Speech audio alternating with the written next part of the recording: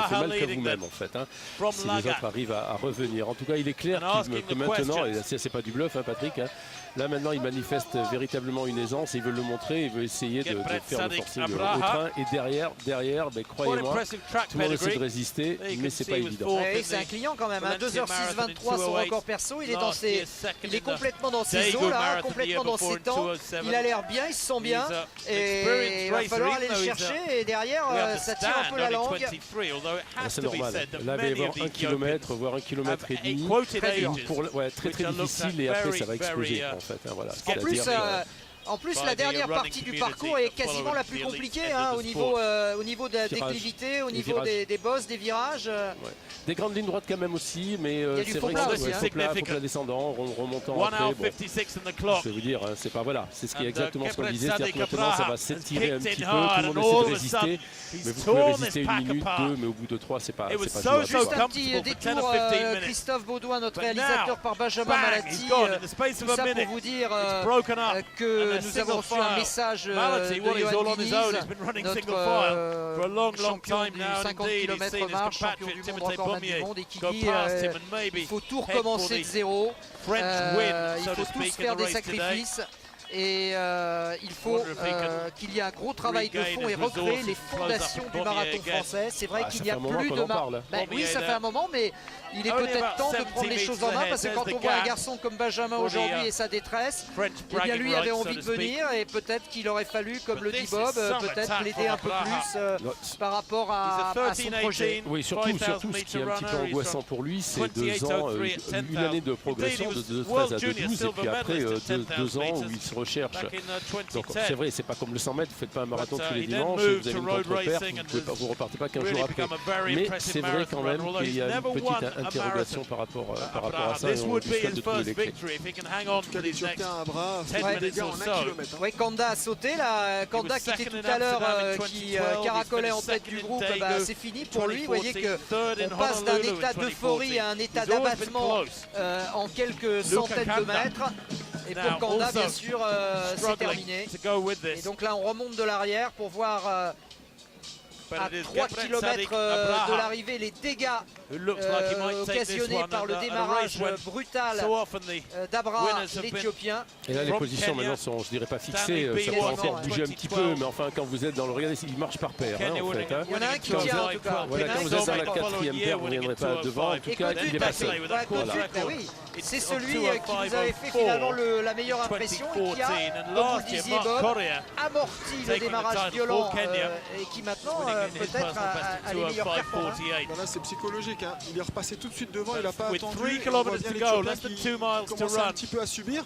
Ça va être intéressant de voir aussi son comportement à l'Éthiopien pour voir si physiquement il tient. Et on voit Coco qui se met légèrement sur la droite pour pas que l'Éthiopien prenne sa roue. Regardez, on voit l'Éthiopien qui fait l'effort vraiment pour se mettre derrière. Entre guillemets, pour courir l'aspiration, même si... c'est l'écart est en train de se faire. Kotut là. Kotut est très fort sur ses appuis en fait. Hein. Oui. Alors c'est vrai que sa position de bras est un petit peu adéquate. Enfin, je dirais elle n'est pas standard, mais enfin ça c'est pas important. Hein. Les épaules sont mobiles, mais il est très fort en appui. Court en plante hein, d'ailleurs, hein, regardez bien. Hein. Et court en plante, alors bon, il y a beaucoup de discussions par rapport à ça, il ne faut pas chercher. Hein. Chacun a son style, il y a même des Kenyans qui posent le talon, ouais, mais ça roule vite. Simplement, ils sont habitués à courir depuis très jeunes sur des cailloux, pieds nus, etc. Ceci explique aussi cela, ne vous amusez pas forcément, même si c'est la mode, à vouloir courir comme ça. Le 0,55, son record perso était nettement moins bon, il va l'exploser aujourd'hui. Il va l'exploser. Quand vous pensez qu'il a fallu 4 ans à Gebre Selassie pour gagner son premier marathon sur record du monde, pour gagner 2 minutes 36. Il est relâché, regardez son visage. Très relâché, très relâché. Les lèvres qui sont relâchées. Il intériorise. Il intériorise, hein, il est dans lui, il ne se disperse pas. C'est son jour. C'est son jour à Kotut, on l'avait vu depuis tout à l'heure, depuis le 30e, quand il a montré le bout de son nez. Et là, les dégâts sont importants. Stéphane est toujours avec nous. Oui, je suis toujours là et attention à Semlani maintenant qui revient, qui est en train de revenir Semlani. On l'avait vu en début de course et il s'est bien cassé après, mais il est en train de revenir là, attention. Il avait l'allure aussi, plus relâché au niveau des bras que Kotut. Et avec un grand braquet, très différent, moins heurté. Attention parce que là il est en ligne de mire. Et il a l'air vraiment très concentré. Il court pas pour la deuxième place, très clairement. Il court en portant son regard droit sur le dossard de Kotout.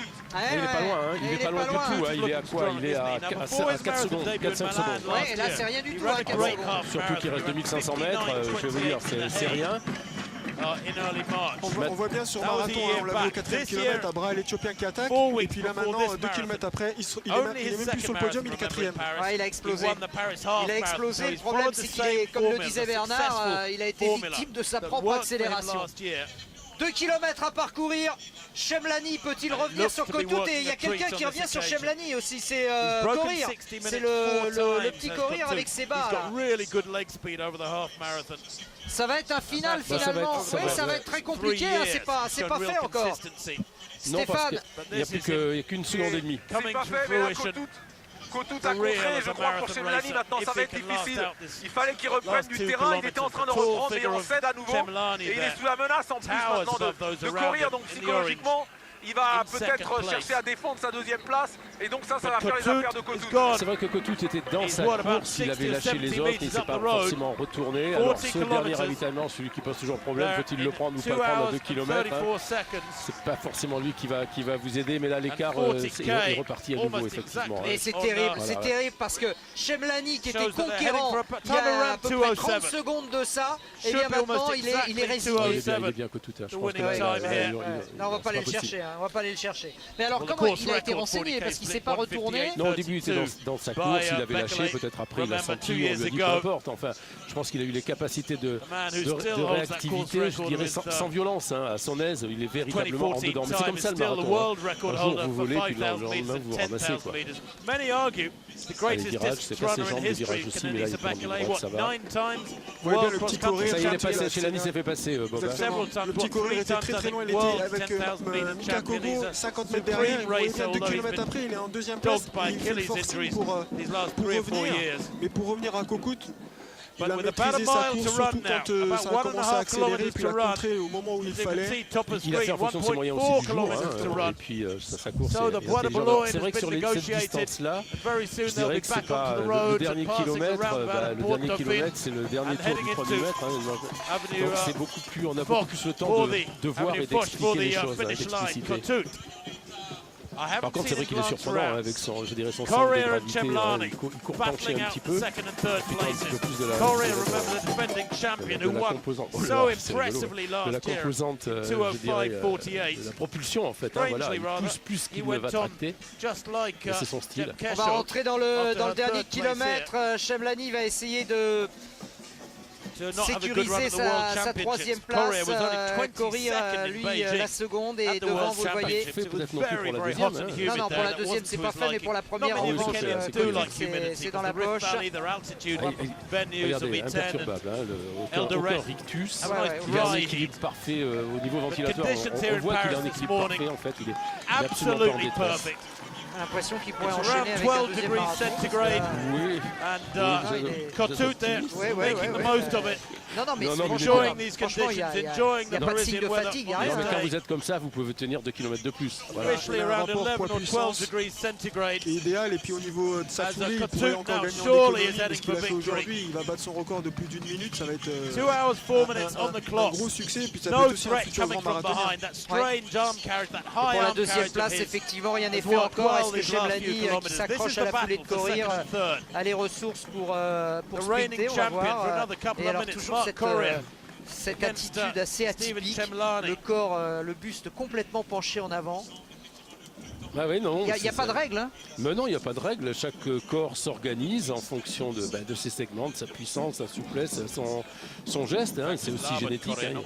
Et un petit, juste avant, on a juste le temps de voir Timothy Beaumier, parce qu'on ne l'aura pas beaucoup montré aujourd'hui, qui aura fait vraiment une superbe course, le Français, que l'on voit là sur la moto. Voilà, merci Christophe.